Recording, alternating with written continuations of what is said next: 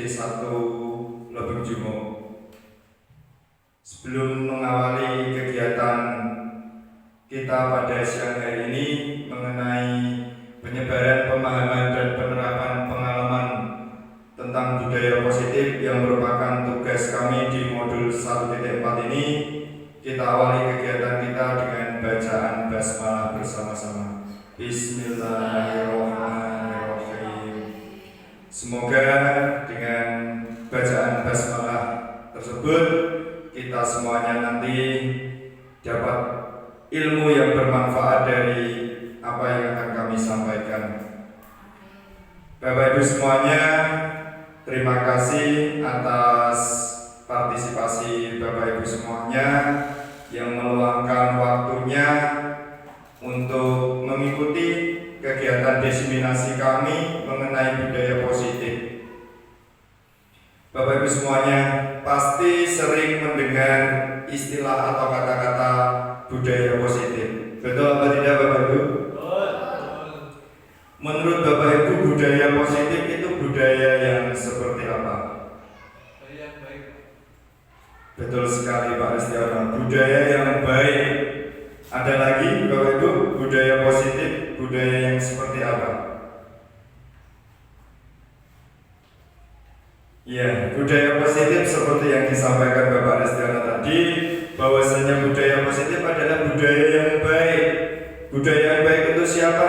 Untuk warga sekolah, baik guru maupun siswa. Ini yang nanti akan coba kami kembangkan bersama-sama Bapak Ibu guru semuanya. Jadi peran serta Bapak Ibu guru semuanya untuk menciptakan budaya positif inilah yang nantinya akan kami harapkan supaya nanti menjadi perubahan bagi sekolah kita pada khususnya. Begitu Bapak Ibu.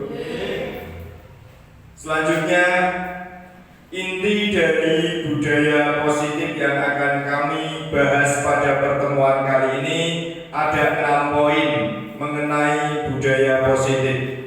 Yang pertama yaitu mengenai perubahan paradigma baru dalam pembelajaran, kemudian disiplin positif, kebutuhan dasar manusia, motivasi perilaku manusia, pembentukan keyakinan kelas, serta posisi kontrol dan restitusi.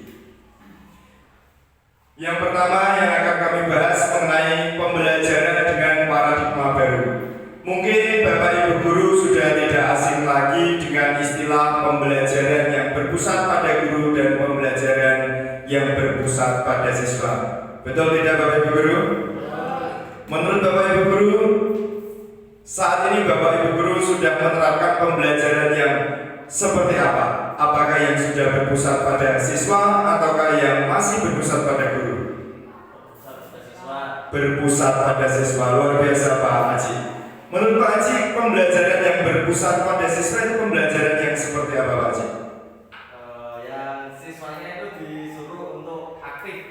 Betul sekali. Siswanya diminta untuk aktif. Siswalah yang menjadi sumber belajar, bukan satu-satu guru, bukan satu-satunya sumber belajar.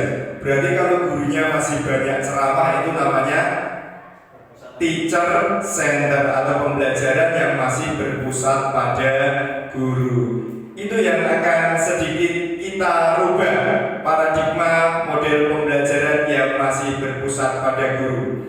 Di paradigma pembelajaran baru ini kita ditekankan mengenai prinsip pembelajaran yang berdiferensiasi. Apa maksud pembelajaran yang berdiferensiasi? Pembelajaran yang menuntut peserta didik atau murid untuk memenuhi kebutuhan berdasarkan tahapan perkembangan yang berorientasi pada penguatan kompetensi dan pengembangan karakter. Jadi yang ditekankan pada pembelajaran berdiferensiasi itu bahwa murid kita itu memiliki kepribadian yang unik, yang berbeda-beda. Di pembelajaran diferensiasi ini, kita sebagai guru diminta untuk mengidentifikasi apa saja kebutuhan siswa, kebutuhan belajar siswa, gaya belajar siswa. Jadi setiap siswa harus kita akomodasi semua kebutuhan belajarnya. Tidak semua siswa mau dalam model ceramah, atau tidak semua siswa suka dalam model auditori, visual maupun kinestetik. Kita harus mewadahi kesemuanya, yaitu mengenai pembelajaran berdiferensiasi. Paradigma pembelajaran baru ini sesuai yang dirancang oleh beliau Bapak Ki Hajar Dewantara, bahwa nantinya akan mewujudkan profil pelajar Pancasila. Profil pelajar Pancasila yang diharapkan dari paradigma pembelajaran baru ini yaitu 6 dimensi sikap yang ada pada profil pelajar Pancasila. Mungkin Bapak Ibu sudah tidak asing lagi mengenai 6 dimensi profil pelajar Pancasila, yaitu membentuk murid yang seperti apa. Yang pertama, murid yang beriman kepada Tuhan yang Maha Esa dan berakhlak mulia. Kita harap murid-murid kita nanti murid yang memiliki karakter, murid yang memiliki akhlak mulia yang baik. Kemudian murid yang mandiri, murid yang bernalar kritis, serta murid yang kreatif atau menciptakan inovasi yang dimilikinya, orisinal dari siswa itu sendiri. Kemudian siswa yang bergotong royong, artinya siswa yang berkolaborasi, baik siswa dengan siswa maupun siswa dengan guru. Yang terakhir adalah siswa yang berkebinekaan global, bahwasanya Indonesia adalah negara yang memiliki banyak pulau yang pastinya di situ memiliki banyak kebudayaan, di mana pendidikan paradigma baru ini mengharapkan murid kita mempunyai karakter profil pelajar Pancasila yaitu berkebinekaan global, tahu dan paham akan budaya yang kita miliki dan kita cintai. Selanjutnya, ternyata kita sering menganggap bahwasanya seorang guru mampu mengontrol muridnya. Itu sebenarnya miskonsepsi tentang teori kontrol, bahwa apa yang kita inginkan terhadap murid dan dilakukan oleh murid itu seolah-olah kita sudah berhasil melakukannya. Tapi pada dasarnya sesuai dengan teori kontrol itu hanyalah ilusi, Bapak Ibu semuanya. Ilusi itu adalah sesuatu yang kita lihat nampak ada suatu perubahan, tetapi pada dasarnya perubahan itu tidak berasal dari dalam diri anak itu sendiri, atau bukan dari motivasi intrinsik dari anak itu sendiri, sehingga anak bertanggung jawab sendiri. Itu mungkin karena ilusi saja, karena ia takut akan kita sebagai seorang guru sehingga ia merubah sikapnya. Yang pertama adalah ilusi guru mengontrol murid. Itu seperti ini Bapak Ibu, bahwasanya kita berpikir bahwa guru mampu mengontrol murid. Sebenarnya yang mampu mengontrol murid itu bukanlah guru, tetapi melainkan anak itu sendiri, motivasi anak itu sendiri. Sebenarnya yang ditunjukkan guru, misalkan kita meminta anak yang bermasalah atau kurang baik sikapnya, misalkan dia datang terlambat, misalkan si Reva, Val, besok lagi kamu jangan datang terlambat ya. Besok pagi, Reva, ketika kita bilang seperti itu, Reva itu mungkin dia datangnya tidak terlambat, karena kita sebagai guru ada di situ pada saat itu. Reva mengetahui dan Reva tidak datang terlambat. Tetapi pada lain kesempatan, ketika kita ada acara sehingga guru tidak ada jam pagi itu tadi, Reva pun juga tidak datang tepat waktu. Nah itulah ilusi sebenarnya. Ilusi guru dapat mengontrol murid. Sebenarnya kita tidak dapat mengontrol murid. Yang dapat mengontrol murid adalah diri murid itu sendiri. Yang kedua, ilusi bahwa semua penguatan positif efektif dan bermanfaat. Penguatan positif itu juga ilusi. Seperti apa? Bujukan, rayuan, hadiah itu termasuk penguatan positif. Misalkan, ayo, siapa yang berani menjawab nanti akan ibu beri hadiah, akan ibu beri reward. Nah, sebenarnya itu dapat meningkatkan motivasi anak pada saat itu. Tetapi itu juga hanya ilusi. Ilusi semata, bahwasanya anak akan aktif berpendapat jika dia diberi hadiah. Besoknya lagi Bapak Ibu tidak membawa hadiah, mungkin murid Bapak Ibu melihat, wah hari ini Bu Budi tidak membawa hadiah. Nanti ketika saya diberi pertanyaan sama Bu Budi, aku mau jawab Pak, soalnya Bu Budi hari ini tidak membawa hadiah. Nah, itu sebenarnya hanya ilusi kemarin yang anak-anak mau berpendapat dengan aktif karena adanya bujukan positif atau penguatan positif itu, ternyata itu juga ilusi karena belum berasal dari dirinya sendiri atau belum masuk dalam motivasi intrinsiknya sehingga ia mampu bertanggung jawab. Kemudian ilusi yang berikutnya yaitu ilusi bahwa kritik dan membuat orang bersalah dapat menguatkan karakter.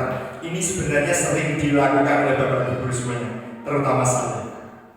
Pada saat saya sebelum mengetahui bahwa miskonsepsi tentang teori kontrol ini, bahwa membuat rasa bersalah itu dapat menguatkan karakter, ternyata tidak.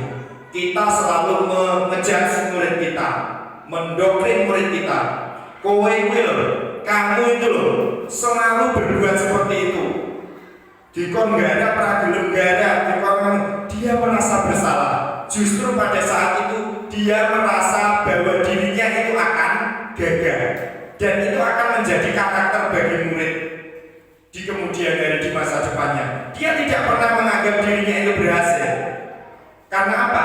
Kita membuat murid kita bersalah. Sebenarnya ketika ia berubah, yang melekat dalam diri anak itu, dia akan menjadi pribadi yang gagal.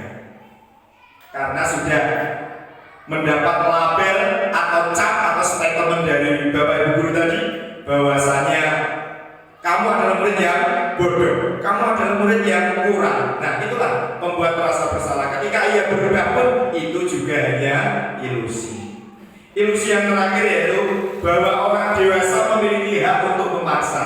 Di mana di sini orang dewasa di dalam sekolah itu adalah Bapak Ibu guru. Bapak Ibu guru memiliki hak untuk memaksa. Kita bisa memaksa murid. Ayo coba sana, sampahnya dibuang ke sana.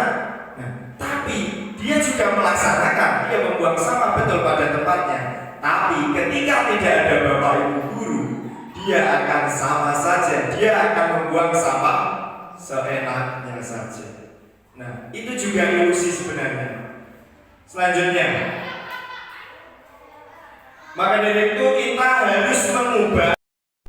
Setelah kita tadi memahami mengenai miskonsepsi teori kontrol, bahwasanya apa yang kita lakukan itu, yang dilakukan siswa itu hanyalah ilusi.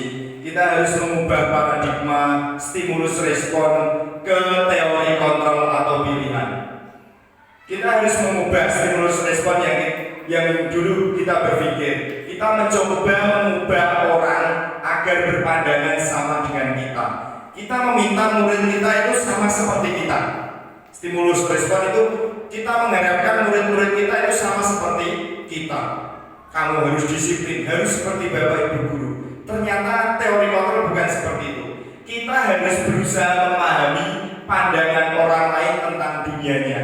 Karena pada dasarnya kodrat alam dan kodrat zaman anak kita berbeda dengan kodrat alam dan zaman kita. Jadi tidak bisa anak-anak kita harapkan seperti kita. Kitalah sebagai Bapak Ibu guru yang berusaha memahami pandangan orang lain tentang dunianya, sehingga nanti anak mampu menemukan potensi yang dimiliki.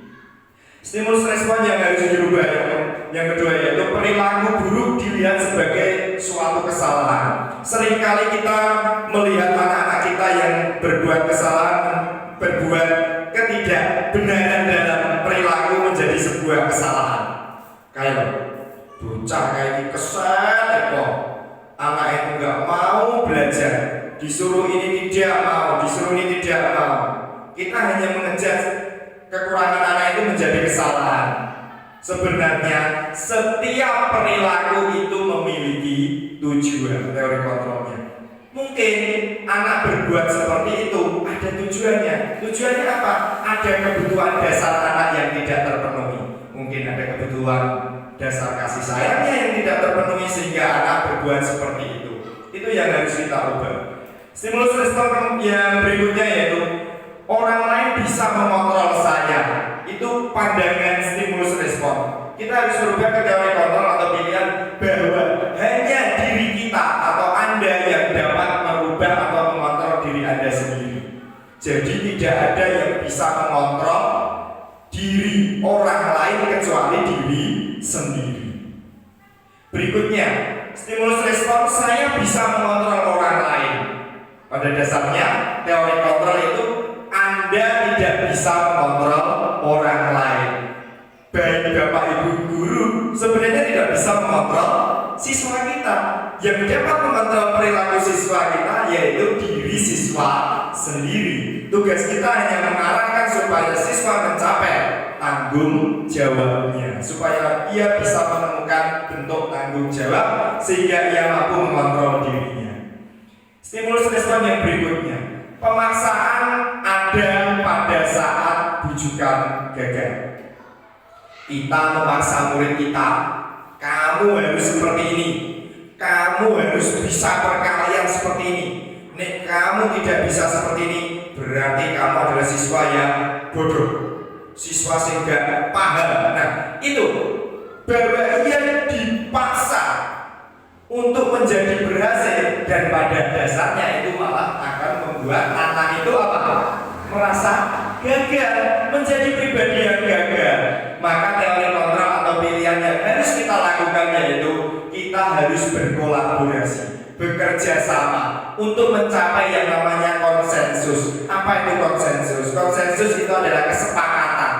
Anak diberikan pilihan-pilihan baru untuk mencapai kesepakatan yang ia yakini kebenarannya, yang nantinya akan menjadi motivasi intrinsik bagi siswa panjenengan semuanya, yang menjadi namanya tanggung jawab. Itulah teori kontrol sebenarnya. Kenapa anak saya kok tidak bisa perkalian? Mungkin anak saya tidak bisa dengan teknik dan metode yang sama dengan si A. Coba saya ganti dengan metode yang baru yang dipahami anak tersebut. Kita berikan pilihan. Stimulus respon berpikir bahwa model berpikir menang kalah. Stimulus respon itu selalu berpikir menang kalah. Maksudnya bagaimana? Yang menang selalu guru dan yang kalah selalu siswa atau murid kita. Itu yang harus dirubah di teori kontrol atau pilihan. Ada yang namanya solusi win-win solution. Bahwasanya model berpikir menang dan menang. Guru menang, muridnya menang, semua menang. Kita berpikirnya menang dan menang. Menang dan menangnya apa? Kita mencoba berkolaborasi untuk menciptakan pilihan-pilihan kepada siswa sehingga anak dapat bertanggung jawab dan tumbuh dari dalam dirinya motivasi intrinsik bagi peserta didik itu sendiri. Selanjutnya, kemudian materi berikutnya mengenai disiplin positif. Bapak Ibu guru pasti sudah tidak asing lagi mendengar kata-kata disiplin. Menurut Bapak Ibu semuanya, yang Bapak Ibu pahami mengenai disiplin itu yang seperti apa? Monggo Bapak Ibu. Disiplin itu yang seperti apa? Bu Yun? Tepat waktu. Bu Budi? Sesuai rencana. Disiplin sesuai rencana, Bu Budi, betul sekali. Tepat waktu, sesuai rencana, masuk dalam kata disiplin. Nah, kita selalu menghubungkan kata disiplin dengan ketidaknyamanan pada siswa, bukan dengan apa yang kita hargai atau pencapaian suatu tujuan mulia. Jadi, disiplin sering kita artikan sebagai suatu ketidaknyamanan bagi siswa. Kamu harus berangkat tepat waktu, kamu harus menggunakan seragam, menjadi ketidaknyamanan bagi siswa. Dan kata disiplin itu berasal dari bahasa Latin yang artinya disiplina atau belajar. Namun kata disiplin telah berubah menjadi suatu yang dilakukan seseorang pada orang lain untuk mendapatkan kepatuhan. Jadi yang dapat digarisbawahi bahwa disiplin di sini untuk mendapatkan kepatuhan yang berasal dari motivasi intrinsik anak itu sendiri, motivasi diri, sehingga membentuk yang namanya disiplin positif. Yaitu apa disiplin positif? Suatu pendekatan untuk menerapkan disiplin dari dalam diri.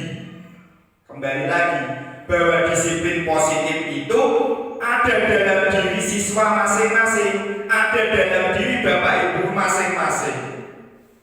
Sehingga anak memahami konsekuensi dari perilaku mereka serta mengajarkan mereka untuk bertanggung jawab. Itulah arti dari disiplin positif.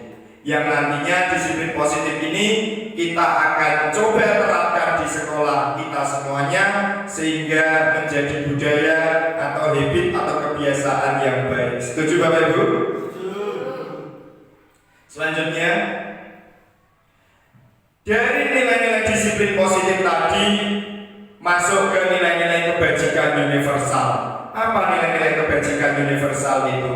Nilai-nilai kebajikan universal sifatnya itu positif, yang merupakan tujuan mulia yang ingin dicapai setiap individu.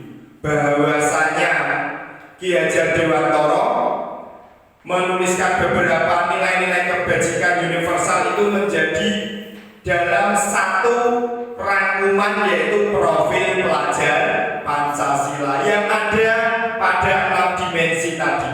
Nilai-nilai kebajikan yang ada dalam 6 dimensi profil pelajar Pancasila itulah yang harus dimiliki oleh murid-murid kita nanti.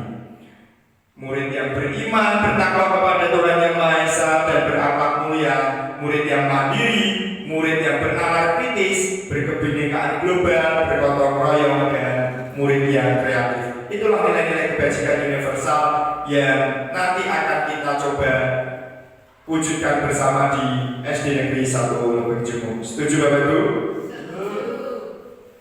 Selanjutnya,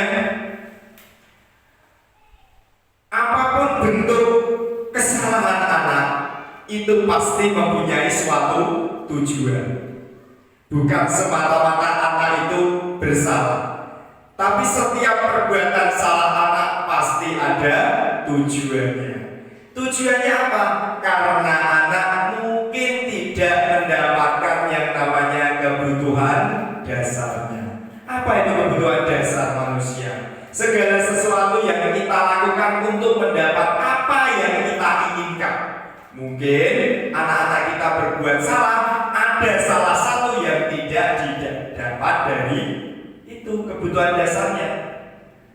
Seluruh tindakan yang kita lakukan memiliki tujuan tertentu, dan seluruh usaha baik yang kita lakukan dalam rangka agar kebutuhan dasar kita tercukupi dengan baik.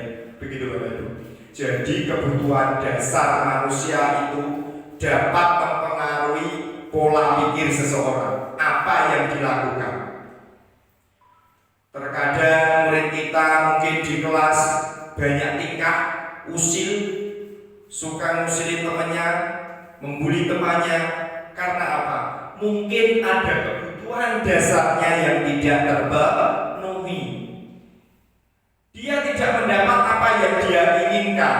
Lantas apa saja kebutuhan dasar manusia? Selanjutnya, ada 5 kebutuhan dasar manusia yang harus dipenuhi oleh setiap manusia, terutama murid-murid kita. Yang pertama, kebutuhan bertahan hidup, atau yang sering kita sebut kebutuhan primer, kebutuhan yang bersifat fisiologis, yaitu kebutuhan akan kesehatan, kebutuhan akan rumah atau tempat tinggal, kebutuhan makan, minum, kebutuhan proses bereproduksi. Itulah kebutuhan primer atau bertahan hidup tadi. Jadi, misalkan anak kita di dalam kelas itu kok pagi hari terlihat lesu, terlihat kurang bersemangat, jangan langsung kita salahkan. Coba kita tanya dulu alasannya. Mungkin saja anak kita tidak tercukupi kebutuhan bertahan hidupnya. Apakah kesehatannya? Apakah dia tadi sudah makan apa belum? Nah, itu kita tanya dulu, jangan langsung kita salahkan. Biasanya kan kita sebagai penghukum langsung beri pertanyaan kok diam saja. Nah, kita coba sekarang ubah. Kita tanyakan dulu alasannya. Mungkin ada kebutuhan dasarnya yang tidak terpenuhi. Kebutuhan dasar berikutnya yaitu kebutuhan akan kasih sayang dan rasa diterima. Maksudnya apa? Kebutuhan dasar ini sangat penting bagi murid. Terkadang guru juga ada rasa untuk karena anak itu usil di kelas, nek ada apa-apa dia malah tidak dilibatkan, sehingga anak itu semakin usil, semakin tidak terkontrol. Karena apa? Kurangnya kebutuhan kasih sayang, mau menerima dan kebutuhan untuk merasa menjadi bagian dari suatu kelompok. Dia juga ingin dianggap dalam satu kelompoknya, yaitu dalam mana? Dalam satu kelas. Istilahnya dia juga diuongke, sehingga kebutuhan kasih sayangnya tercukupi. Kebutuhan berikutnya, kebutuhan dasar berikutnya yaitu kebutuhan penguasaan, mengenai kekuatan untuk mencapai sesuatu. Jadi anak-anak kita, murid-murid kita di dalam kelas itu juga pasti membutuhkan kebutuhan dasar penguasaan. Setiap anak pengen dia terlihat kompetensinya, setiap anak pengen terlihat keterampilannya, setiap anak juga pengen diakui prestasinya. Jadi Bapak Ibu, berikan wadah, berikan ruang mereka untuk berkompeten secara adil dan merata, sehingga anak-anak itu tidak merasa terdiskriminasi, sehingga akan menjadikan kelas Bapak Ibu semuanya nanti kelas yang tidak kondusif karena ada kebutuhan yang tidak terpenuhi. Kebutuhan dasar manusia yang berikutnya yaitu kebutuhan kesenangan, kebutuhan untuk mencari kesenangan, bermain dan tertawa. Ini juga penting. Artinya pendidikan yang Bapak Ibu lakukan, pembelajaran yang Bapak Ibu lakukan di dalam kelas juga harus menyenangkan. Supaya apa? Supaya anak terpenuhi kebutuhan dasarnya, kebutuhan akan kesenangan. Ciptakan pembelajaran yang menyenangkan, pembelajaran yang berpihak pada siswa, berpihak pada anak, untuk menggali potensi yang dimiliki anak. Jadi berikanlah ruang mereka untuk belajar sambil bermain. Itulah untuk mencapai kebutuhan dasar kesenangan. Kebutuhan dasar manusia yang terakhir yaitu kebebasan. Ini yang sering kita lewatkan Bapak Ibu, mengenai kebutuhan dasar kebebasan. Kebutuhan akan kemandirian, otonomi, pilihan dan mampu mengendalikan arah hidup seseorang. Terkadang dalam kita mendesain suatu pembelajaran di dalam kelas, biasanya kita menurut kita sendiri yang kita anggap benar. Wah, anak-anakku kita berikan yang seperti ini pasti bisa mengikuti. Belum tentu Bapak Ibu. Anak-anak juga butuh yang namanya otonomi atau pilihan. Karena gaya belajar anak itu berbeda-beda. Ada yang bergaya belajar visual, auditori maupun auditori visual. Semua gaya belajarnya berbeda-beda, sehingga apa? Ia membutuhkan kebebasan atau pilihan. Sehingga Bapak Ibu harus mendesain ketiga model pembelajaran atau gaya pembelajaran supaya anak bisa mengembangkan potensi dan bakat yang ia miliki. Selanjutnya, mengenai motivasi perilaku manusia. Dapat Bapak Ibu guru ketahui semuanya bahwa motivasi itu ada berapa jumlahnya Bapak Ibu? Dua. Apa itu Parti? Motivasi intrinsik dan ekstrinsik. Betul sekali Ibu Parti. Bahwasanya motivasi itu ada dua, yaitu motivasi intrinsik atau motivasi yang berasal dari dalam diri sendiri. Sedangkan motivasi ekstrinsik adalah motivasi yang ada dari luar dirinya. Yang ada dalam tabel kotak yang atas itu termasuk motivasi apa Bapak Ibu? Dua kotak yang atas itu. Coba Bapak Ibu pahami. Untuk menghindari ketidaknyamanan yang akan terjadi apabila saya tidak melakukannya. Itu kira-kira motivasi apa itu? Intrinsik apa ekstrinsik? Intrinsik. Ekstrinsik, betul sekali. Untuk menghindari ketidaknyamanan atau hukuman, itu motivasi ekstrinsik. Motivasi yang berasal dari luar. Contohnya begini. Ketika Bapak Ibu mengendarai sepeda motor lewat perempatan, Bapak atau Ibu melihat Bapak polisi dengan refleks dan respon dan gigi cepat-cepat pakai helm. Itu bukan motivasi intrinsik. Dia memakai helm karena ada polisi, bukan dari kesadarannya, karena dia takut akan hukuman. Nih, aku tidak pakai helm, nanti aku akan ditilang polisi. Dia tidak sadar bahwasanya fungsi helm itu bukan semata ditilang polisi. Bahkan fungsi helm yang utama adalah melindungi kepala ketika kita nanti terjatuh. Itulah fungsi utamanya, tapi ia menyadari bahwa hukumannya tadi.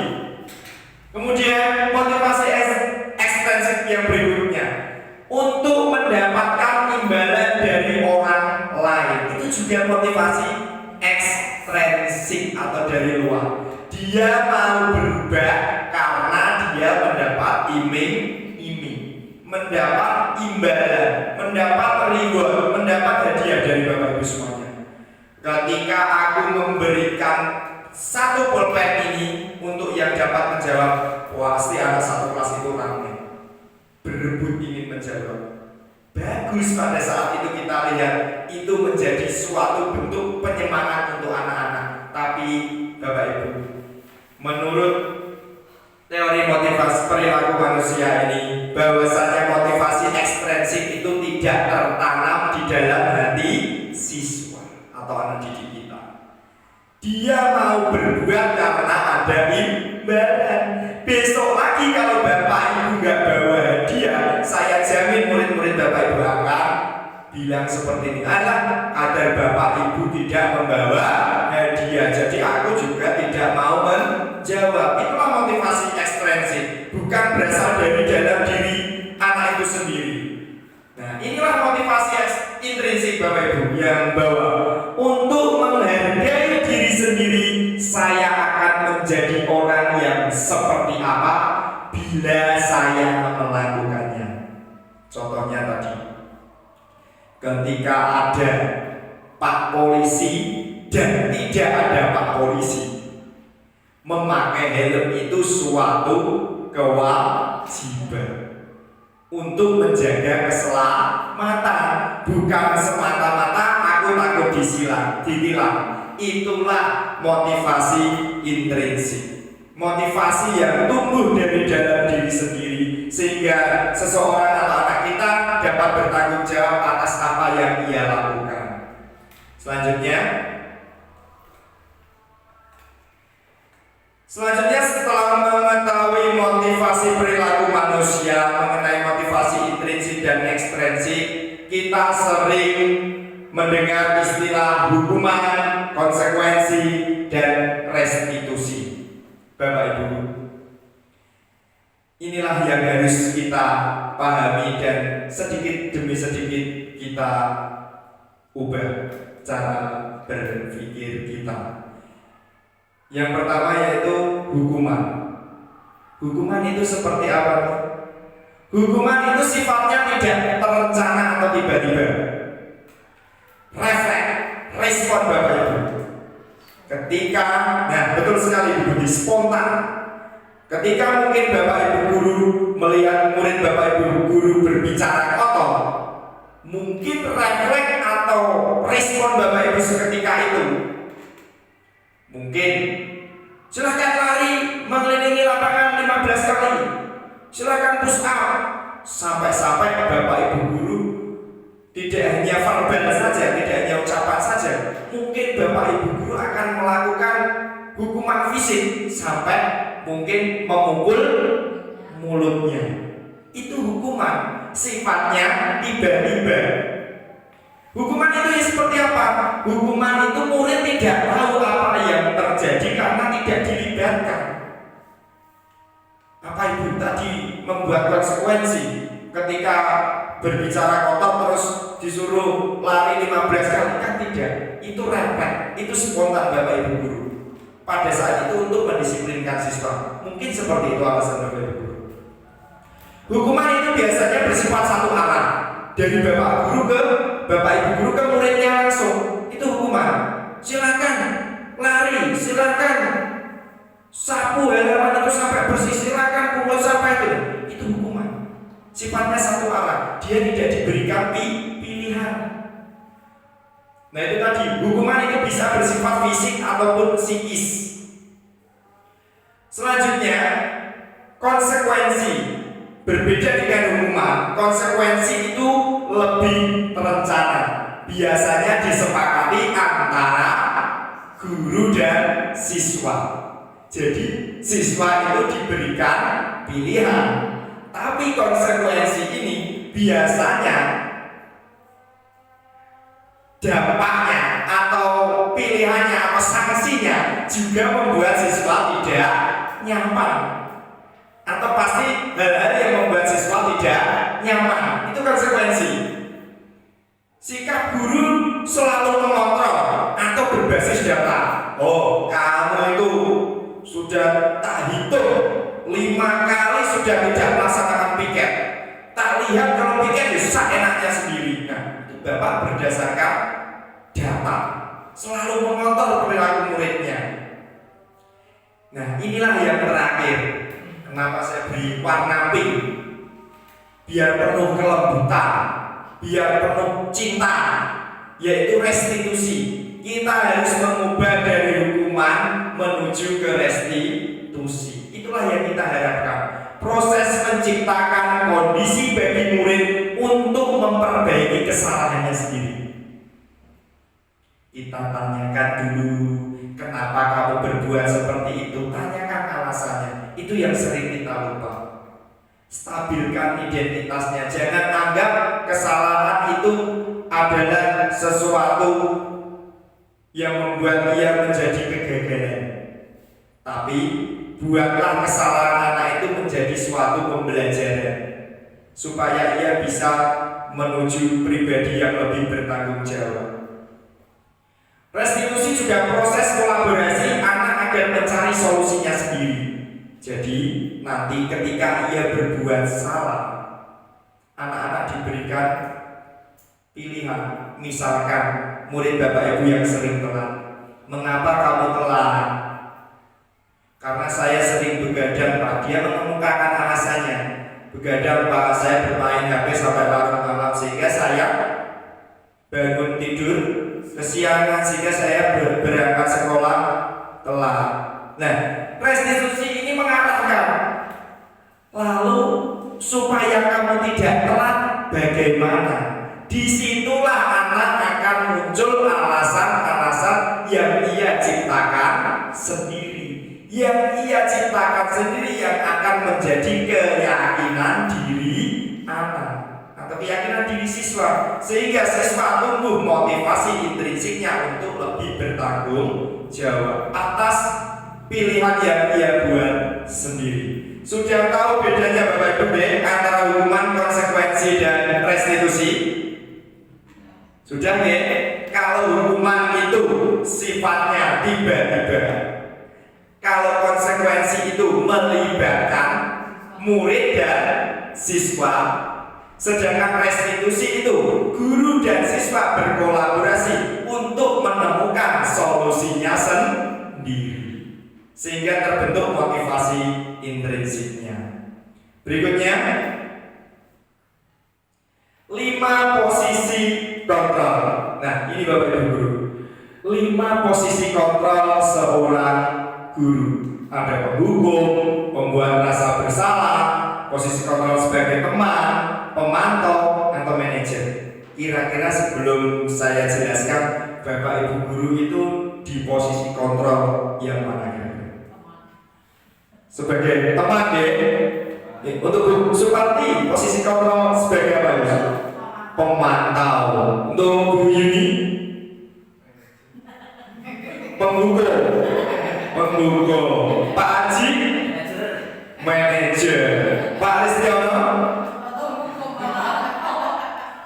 Pak Ristiono sebagai teman juga. Tidak apa-apa Bapak Ibu Guru. Dari sinilah kita berefleksi diri. Oh, ternyata aku masih di posisi kontrol penghukum, yang aku selalu menyalahkan murid saya, yang selalu saya membuat anak saya itu merasa gagal. Selanjutnya Pak. Nah, inilah Bapak Ibu Guru. 5 posisi kontrol tadi, penghukum sampai manajer. Inilah yang akan kita tuju nanti. Berusaha mencapai posisi kontrol sebagai seorang manajer.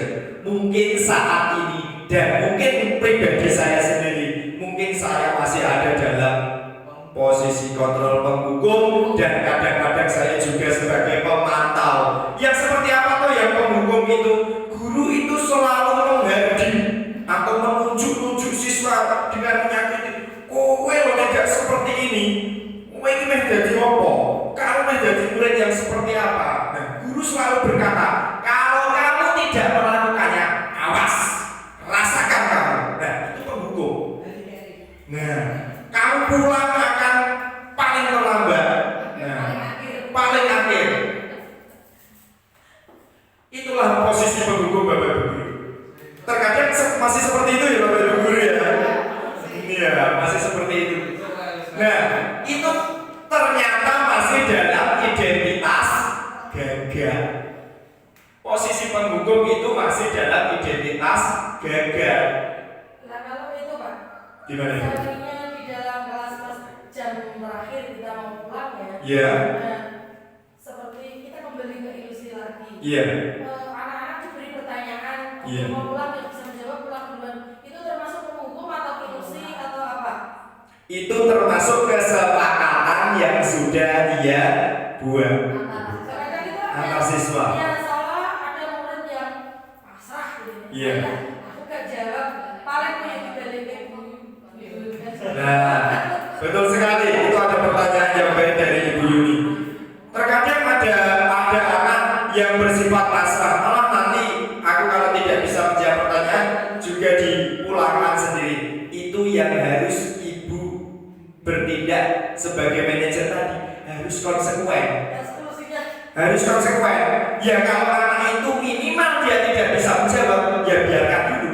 Biar anak punya rasa yang namanya bertanggung jawab. Kalau ibu biarkan anak itu tidak bisa menjawab dan pulang, besok lagi saya jamin besok anak itu juga tidak akan menjawab pertanyaan itu. Nah, itu bagaimana ibu sebagai ibu di dalam kelas, orang tua di dalam kelasnya memberi pendekatan kepada anak tersebut. Begitu ya Bu Yun ya. Untuk posisi kontrol yang kedua yaitu membuat orang merasa bersalah. Ini juga biasa saya lakukan juga sampai saat ini. Guru biasanya berceramah dan mengatakan seharusnya Bapak itu kecewa sekali sama kamu. Sudah berulang kali kamu masih bersikap seperti itu. Itu pembuat rasa bersalah. Bapak Ibu masih sering seperti itu tidak? Nah, guru biasanya berkata, kamu seharusnya, kamu sudah tahu ibu lelah sekali, bapak lelah sekali, capek sekali. Nah, pusing. Nah, menghadapi pola tingkah kamu. Itulah pembuat rasa bersalah yang nanti akhirnya apa? Anak merasa menjadi pribadi yang gagal. Dia akan melekat pada diri anak itu, alah aku ini wong sing gak berguna. Wong aku seperti ini yo salah. Nah, aku terus yang disalahkan. Nah, itulah pembuat rasa bersalah. Itu masih dalam identitas gagal.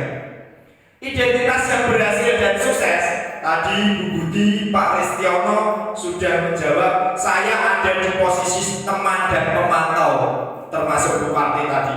Ibu berarti sudah berada pada posisi kontrol guru sebagai identitas yang berhasil. Tapi harus ditingkatkan menjadi yang lebih sukses lagi. Yang sebagai teman, biasanya posisi kontrol sebagai teman itu kita menggunakan bahasa-bahasa yang halus, bahasa yang seperti bahasa ibu. Kita mendekati anak dengan ramah, dengan ceria, dengan senang. Tapi Bapak Ibu guru, posisi kontrol seperti itu terkadang juga hasilnya juga kurang baik. Nanti ketika mungkin Ibu Budi di kelasnya menempatkan posisi kontrolnya sebagai seorang teman, anak-anaknya senang. Tetapi pada suatu kesempatan Ibu Budi ada acara dan digantikan oleh Pak Ristiono. Nah, Pak Ristiono tidak berposisi kontrol sebagai teman. Dia mungkin sebagai pembuat rasa bersalah. Mungkin pada saat itu murid tidak akan respect kepada Pak Ristiono. Dia hanya akan senang kalau diajar hanya dengan ibu gurunya saja. Itulah motivasi intrinsik anak itu belum terbentuk. Maka dari itu posisi kontrol teman itu juga ada hasilnya apa? Ketergantungan pada guru tersebut. Sedangkan pemantau biasanya itu berdasarkan hitungan atau data. Guru selalu melihat, menghitung tingkat kesalahannya, memonitoring. Kamu tidak berangkat sudah sekian kali, kamu tidak mengerjakan PR sekian kali. Selalu Bapak Ibu berikan data-data itu. Itu posisi kontrol ibu dan bapak sebagai pemantau. Nah, hasilnya apa? Anak itu akan menyesuaikan diri apabila bapak ibu pantau atau awasi. Nek diawasi, kalau diawasi itu wah, bagus, baik dan menjalankan tugasnya dengan baik. Tetapi apabila bapak ibu guru tidak dalam pemantauan anak, saya jamin anak itu akan seenaknya sendiri. Betul. Itulah posisi kontrol sebagai pemantau. Kita akan berusaha bersama-sama. Saya pun sendiri masih juga belajar untuk menuju ke posisi kontrol manajer yang mampu menghargai diri sendiri. Anak tumbuh motivasi intrinsiknya, sehingga biasanya guru mengajukan beberapa pertanyaan-pertanyaan pilihan yang mungkin akan disukai oleh siswa. Guru harus siap capek. Capek apa? Capek untuk menyediakan pembelajaran sesuai dengan kebutuhan anak.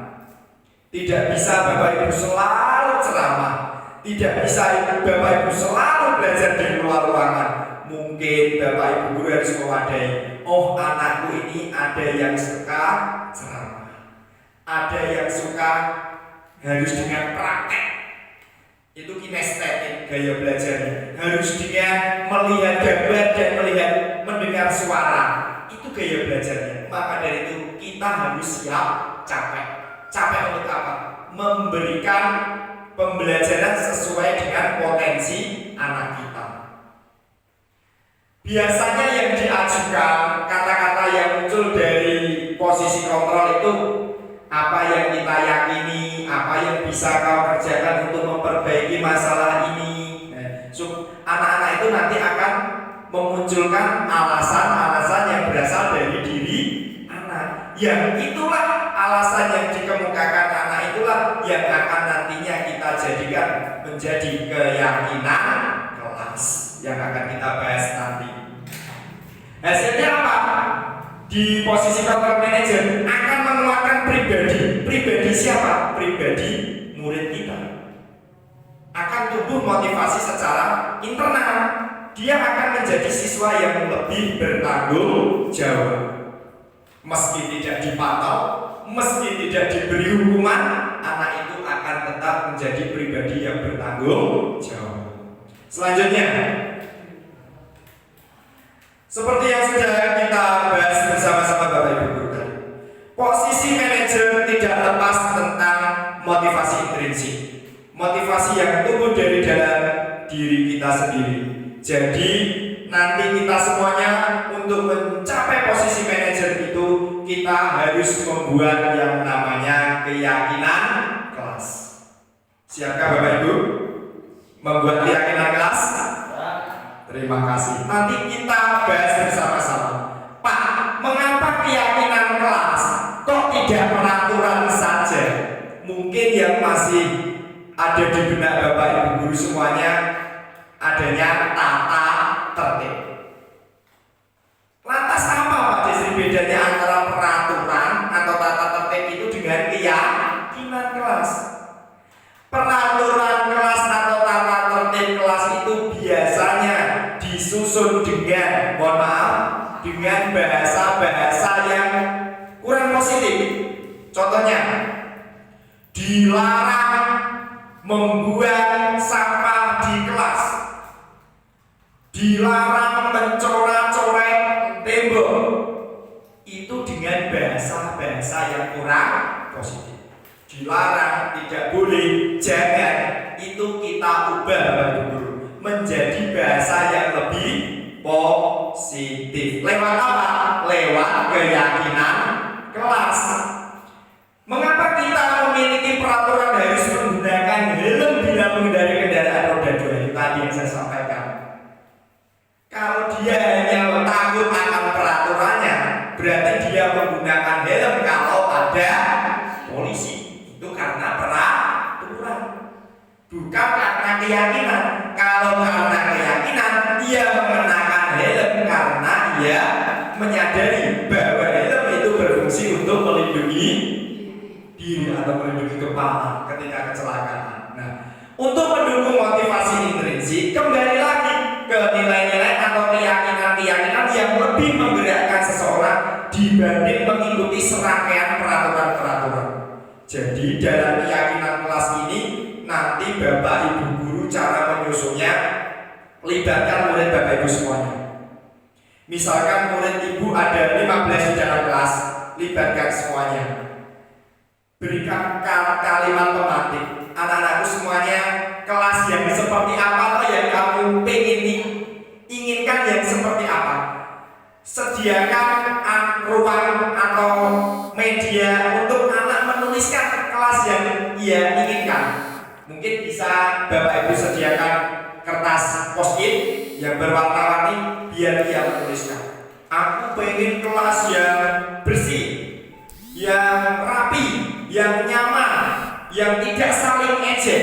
Dari beberapa pertanyaan itu nanti silakan Bapak Ibu bisa tempelkan ke papan tulis dan tugas Bapak Ibu semuanya nanti bacakan apa yang ia inginkan. Setelah itu dari apa yang anak-anak inginkan itu tadi, Bapak Ibu guru coba memilahnya. Oh, ini berarti masuk tentang kedisiplinan. Oh, ini masuk tentang kejujuran. Oh, ini masuk tentang tanggung jawab. Ibu pilah-pilah. Setelah itu Bapak Ibu guru simpulkan. Jadi keyakinan kelas kita nanti seperti ini ya. Misalkan, ingat keyakinan kelas harus dengan bahasa dan kalimat yang positif. Selanjutnya apa sih? Nah, peraturan biasanya selalu kembalikan buku ke tempatnya, Padahal keyakinan kelasnya itu adalah nilai tanggung jawab. Dilarang mengganggu orang lain. Ada kata-kata dilarang. Itu kata-kata yang negatif. Di keyakinan kelas diubah menghormati orang lain. Hadir di sekolah 15 menit sebelum pembelajaran dimulai. Bisa saja Bapak Ibu tuliskan disiplin waktu. Kata-kata yang positif untuk keyakinan kelas.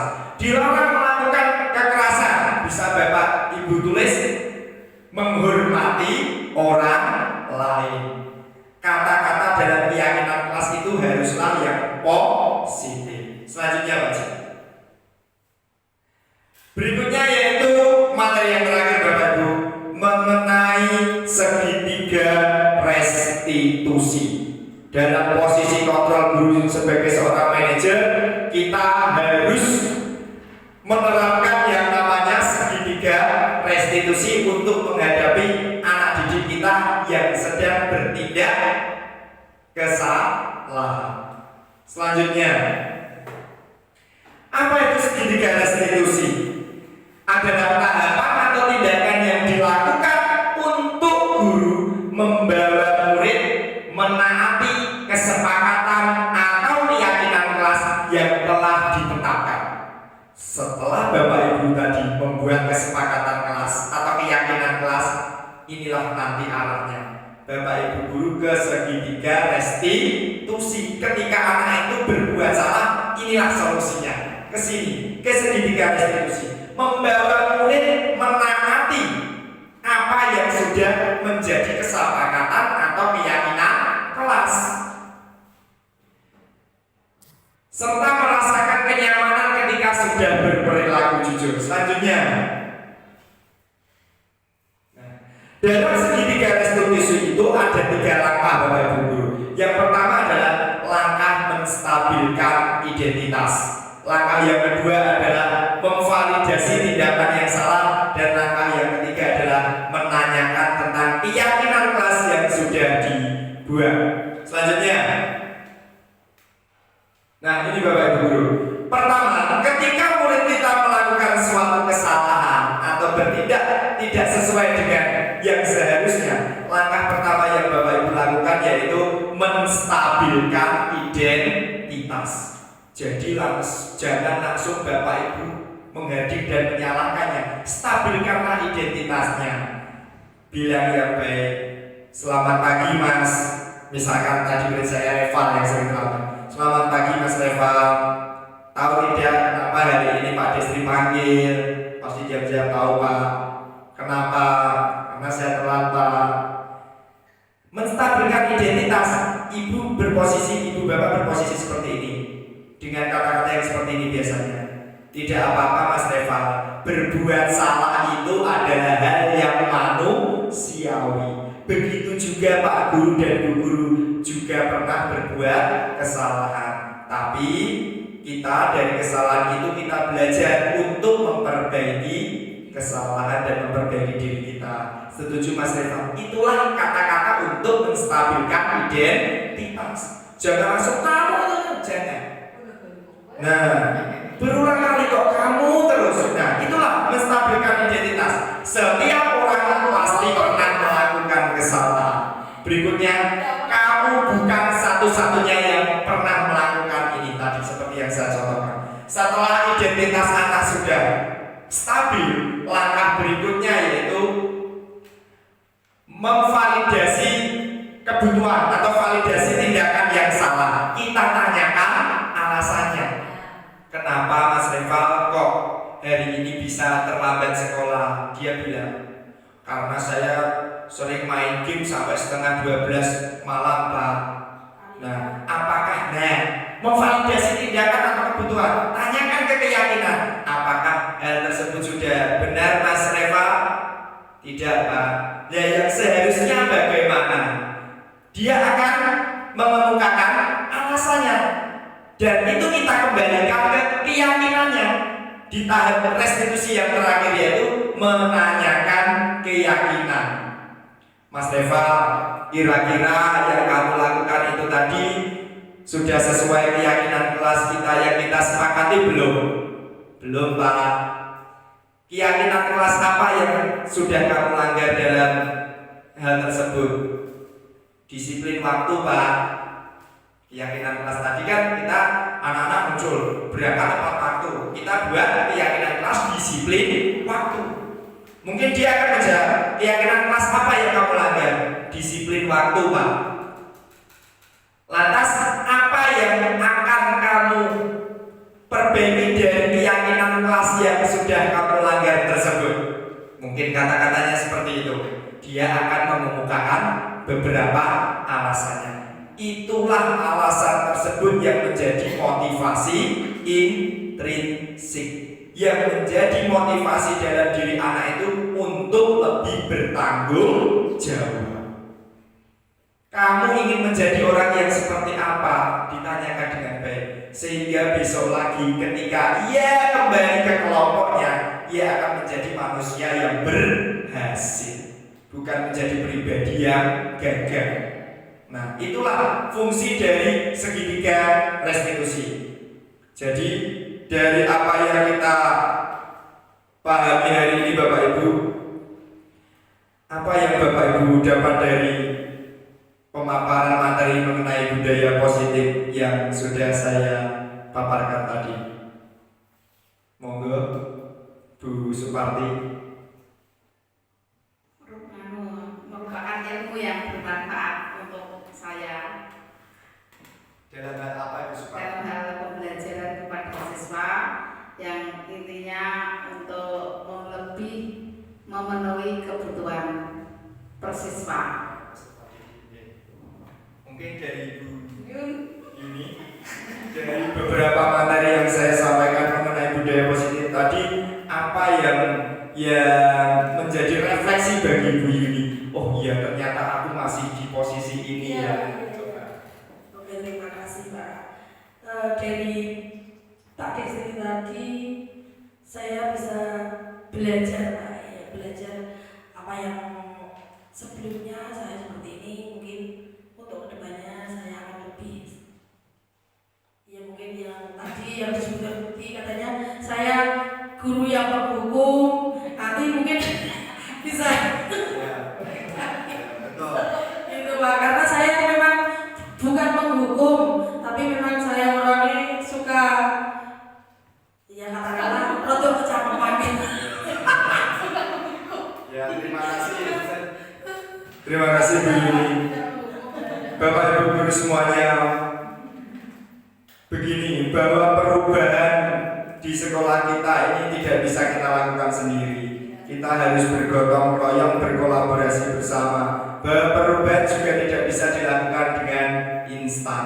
Jadi Bapak Ibu guru, mari kita berubah menjadi hal yang lebih baik sesuai dengan paradigma baru dalam pendidikan ini, sesuai dengan prinsip dari beliau Bapak Ki Hajar Dewantara bahwasanya pendidikan itu harus menuntun anak sesuai dengan kodratnya, baik kodrat alam. Kodrat alam itu adalah sikap yang sudah dibawa sejak ia dilahirkan maupun kodrat zamannya. Bapak Ki Hajar Dewantara mengatakan bahwasanya guru harus menjadi sebagai seorang menjadi seorang among bagi murid-murid kita, sebagai penuntun murid-murid kita. Semoga apa yang kita lakukan ini menjadi ladang amal ibadah kita. Amin ya rabbal alamin. Terima kasih Bapak Ibu guru sudah menyempatkan waktunya mendengarkan diseminasi pemaparan mengenai budaya positif. Kita tutup kegiatan kita pada siang hari ini dengan bacaan hamdalah bersama-sama. Alhamdulillahirabbil alamin. Wassalamualaikum warahmatullahi wabarakatuh.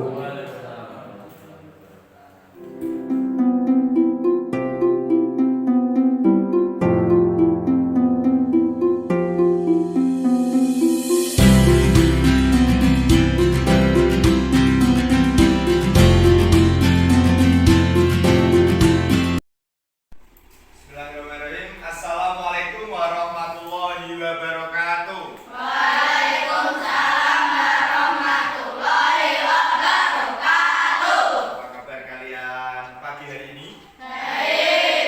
Nah, semoga anak-anak selalu diberikan kesehatan dan semangat dalam melaksanakan kegiatan pembelajaran. Nah, anak-anakku semuanya, pada kesempatan pagi hari ini Pak Destri mengajak anak-anak semuanya, khususnya anak-anak kelas 6, untuk melaksanakan suatu kesepakatan kelas atau keyakinan kelas yang kita harapkan. Apa toh Pak? Keyakinan kelas itu atau kesepakatan kelas kita. Keyakinan kelas adalah sesuatu yang kita yakini. Jadi bukan seperti hukuman. Keyakinan itu bukan seperti hukuman. Kok nek aku gak ngono kuwi aku mesti dihukum. Tidak. Keyakinan kelas itu yang kita yakini, kita sepakati, dan akhirnya apa? Kita laksanakan dengan penuh tanggung jawab. Meskipun tidak diperintah, tidak diminta, ketika kita sudah sepakati keyakinan itu, otomatis di dalam hati kalian untuk melaksanakan apa yang sudah menjadi keyakinan. Seperti halnya kalian meyakini apa? Meyakini Tuhanmu, yaitu Allah Subhanahu wa Ta'ala. Apakah kalian setiap hari diperintah Allah langsung untuk sholat? Tidak, tapi apa? Kamu meyakini dalam diri kalian bahwa sholat itu adalah tanggung jawab dan kewajiban. Tanpa aku diperintah, tapi kalau itu waktunya pasti akan aku laksanakan. Begitu juga keyakinan kelas. Pastilah anak-anak juga menginginkan kelas kita di kelas 6 ini menjadi kelas yang kalian idam-idamkan. Kelas yang kalian impi-impikan. Aku pengen kelas yang seperti apa? Kamu pengen kelas yang seperti apa kira-kira? Bersih. Kelas yang seperti apa lagi? Nyaman. Kelas yang seperti apa tadi? Apa mas? Ya, anti ejek-ejekan dan lain sebagainya. Nah itulah impian-impian kalian. Nah Pak Desi nanti minta anak-anak untuk menuliskan apa yang anak-anak impikan tentang kelas kita ini. Bisa kalian tuliskan. Nanti ditulis namanya sama kelas yang kalian inginkan itu yang seperti apa suasananya, dengan teman seperti apa, kenyamanannya seperti apa. Nanti anak-anak tuliskan. Di mana? Di kertas post-it yang Pak Destri bagikan. Nanti Pak Destri beri waktu sejenak untuk anak-anak berpikir dan mengisi apa yang anak-anak inginkan. Setelah itu nanti Pak Destri minta untuk menempelkan di papan tulis ini. Kemudian Pak Destri akan membacakan apa yang sudah kalian tuliskan. Kemudian apa yang sudah kalian tuliskan bersama nanti kita simpulkan menjadi yang namanya keyakinan kelas. Bisa dipahami? Bisa. Pak Destri akan membagikan kertas post-it kepada kalian. Silakan dibagi sendiri satu-satu.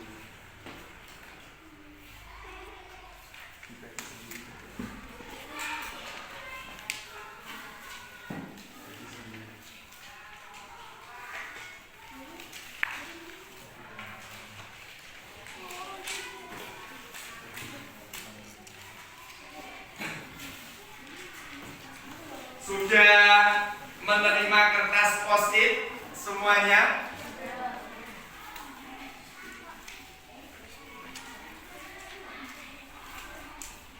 Silakan anak-anak tulis nama panggilan saja, tidak apa-apa. Tulis nama, terus tuliskan apa yang anak-anak inginkan tentang kelas kita ini yang nantinya akan kita jadikan sebagai kesepakatan kelas kita bersama.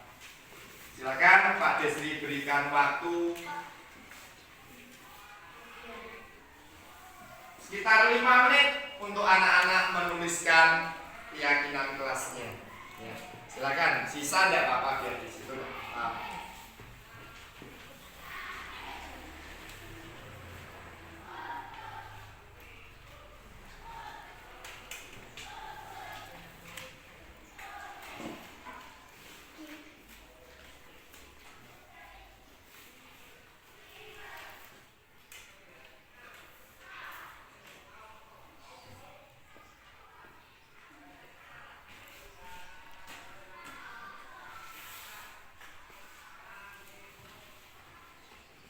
Sesuai yang kalian impikan kelas kita mau dibuat seperti apa, yang nanti kita simpulkan menjadi suatu keyakinan yang kita yakini dan kita sepakati bersama.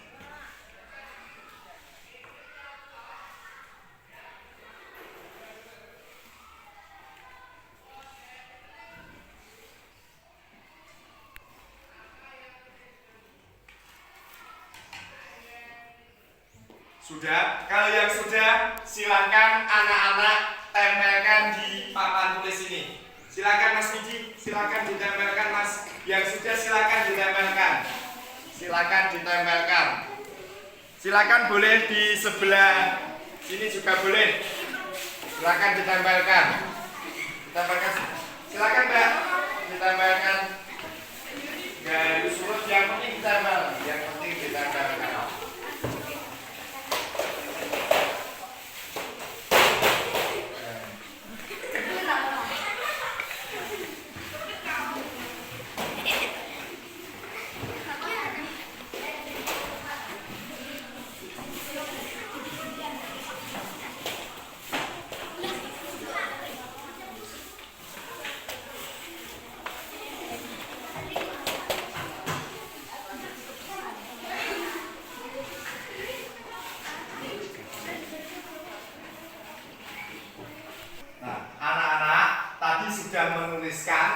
kemudian anak-anak menempelkan apa yang anak-anak harapkan dari kelas kita ini. Pak Desi akan membacakan apa yang kalian harapkan dari kelas ini. Widi mengharapkan tidak boleh merusak barang yang ada di kelas. Siapa ini? Kevin mengharapkan kelas ini bersih. Rafa mengharapkan kelas yang rapi dalam berpakaiannya. Tidak mengejek orang tua, tidak saling pukul-pukulan, tidak boleh saling membuli. Kelas harus bersih, berangkat tepat waktu, rukun, tidak berkelahi, berpakaian rapi, tidak ada pertengkaran dan hidup rukun, tidak boleh membuli, menjaga kebersihan, tidak saling mengejek, datang tepat waktu, belajar dengan fokus di kelas. Itulah yang menjadi harapan kalian. Sekarang apa yang menjadi harapan kalian itu kita simpulkan bersama menjadi satu keyakinan yang kita sepakati bersama. Setelah tadi kalian menuliskan apa yang kalian harapkan, kira-kira keyakinan pertama apa yang akan kita sepakati? Datang tepat waktu. Pak Desi tulis datang tepat waktu. Yang kedua, tadi ada beberapa anak, lebih dari 5 anak menyebutkan harus berpakaian rapi. Berarti keyakinan apa yang harus kita tuliskan? Disiplin berpakaian. Kita tulis disiplin berpakaian. Yang ketiga, apa yang bisa kita sepakati? Tadi hampir semua anak menginginkan kelas yang aman, nyaman, tidak mengejek orang tua, tidak pukul-pukulan, tidak saling apa tadi? Saling membuli. Berarti apa yang kita yakini bersama dari apa harapan kalian itu? Kelas yang seperti apa? Keyakinan seperti apa yang kita harapkan? Kelas yang anti? Iya, anti bully, Pak. Ya, kita tulis kelas yang anti bully. Berikutnya, apalagi? Tadi tidak boleh saling mengejek satu sama lain. Berarti itu namanya apa? Keyakinan apa yang harus kita buat? Menghargai orang lain. Nah, menghargai orang lain.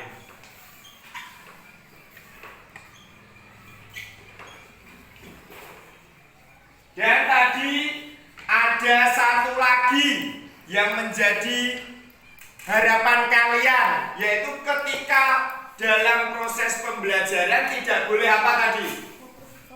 Ya, tidak boleh seenaknya sendiri dan harus apa tadi? Fokus. Berarti apa? Keyakinan apa yang harus kita buat? Fokus belajar. Inilah yang kita sepakati bersama. Setujukah? Ini menjadi keyakinan kelas kalian yang harus kalian yakini dalam diri kalian dan kalian harus melaksanakannya tanpa adanya paksaan, tanpa adanya perintah apapun dari Bapak dan teman-teman kalian, yang menjadi keyakinan yang ada dalam diri kalian sendiri. Ketika aku harus di dalam kelas, aku harus mematuhi apa yang ada di dalam keyakinan yang sudah saya harapkan dan disepakati bersama. Pak, ketika Pak Desi ada acara di kantor, di situ ada keyakinan kelas, yaitu apa? Fokus belajar. Pasti ada tanggung jawab yang diberikan kepada kamu. Tanpa ada Pak Desri pun, kalian tetap fokus belajar. Itulah yang namanya keyakinan kelas. Bisa dipahami? Terima kasih anak-anakku semuanya. Kalian sudah luar biasa, sudah menyepakati satu keyakinan kelas bersama-sama.